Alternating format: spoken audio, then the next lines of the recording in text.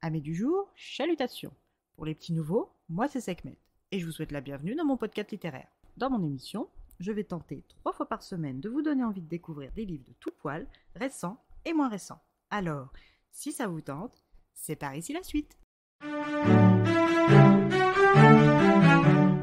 Aujourd'hui, je vais vous emmener sur des mers les plus ignorées, comme seul Tim Powers nous les décrit, chez Brajlon, collection Steampunk. Nous débutons cette histoire de piraterie sur l'île des Loas Bossal, en plein rituel, où 2 chamans autochtones gisent égorgés suite à un rituel vaudou. Parmi eux se trouve un certain Benjamin Hurtwood, docteur en psychiatrie et enseignant dans sa chaire à Oxford.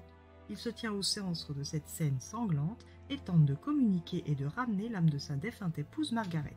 Mais cette dernière refuse de toucher au sang de l'offrande de son mari et repart dans la brume sans un mot. Quelque temps après cet épisode, nous retrouvons le docteur Hurtwood et sa fille, qu'il soigne pour faiblesse mentale, à bord du Vociferous Carmichael, le navire du capitaine Showers. Le docteur est désormais à la retraite et se concentre exclusivement sur ses recherches, et sa fille en est peut-être la clé, c'est pourquoi il confie ses soins à son ami, le docteur Leo Friends. Depuis son rapt par le capitaine pirate Barbe Noire, le docteur Hurtwood semble affaibli mentalement, et son bras manquant ne l'aide pas sur le plan physique. C'est donc pour ces raisons que Léo lui apporte son concours, ça plus ses quelques aptitudes mystiques. Le docteur Friends poursuit Elisabeth de ses assiduités sans succès, car la jeune femme, bien que maintenue dans un état de faiblesse permanent, lui préfère un membre de l'équipage, un certain John Chandaniac, qui lui a été enroulé de force sur le Vociferous Carmichael pour distraire l'équipage avec ses talents de marionnettiste. Les 2 jeunes gens sont finalement dans le même bateau, et cela à tous les niveaux. Prisonniers de ce navire tous les 2, ils se rapprochent et Bess et John trouvent du réconfort et de la distraction dans la présence de l'autre. Bess commence même à trouver la situation moins contraignante, mais c'était sans compter sur une attaque surprise. Le Vociferous Carmichael est la cible d'un sloop pirate commandé par le capitaine Davis. Après une course rapide, l'équipage pirate monte à l'abordage et prend le contrôle du Vociferous Carmichael avec la complicité du docteur Hurtwood.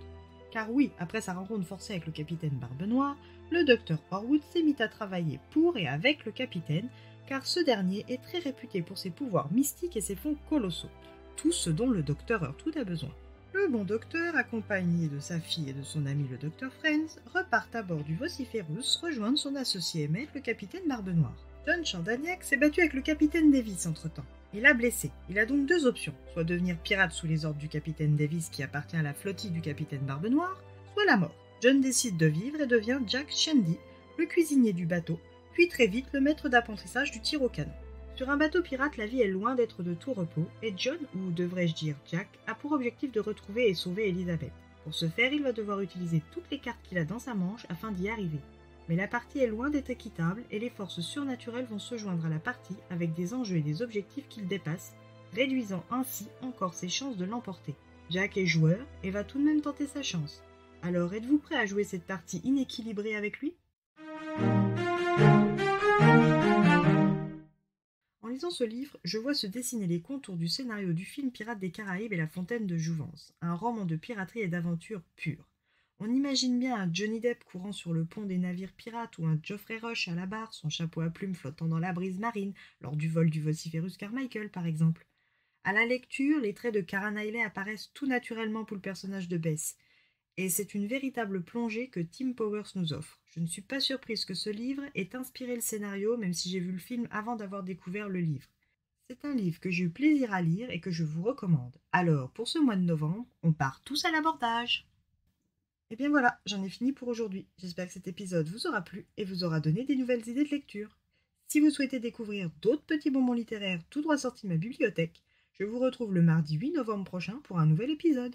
Et si d'ici là, je vous manque de trop, n'hésitez pas à me rejoindre sur mon compte Instagram, @leslectures de Sekhmet. C'est gratuit et il s'y passe toujours quelque chose. Sur ce, chalut les amis et à la prochaine!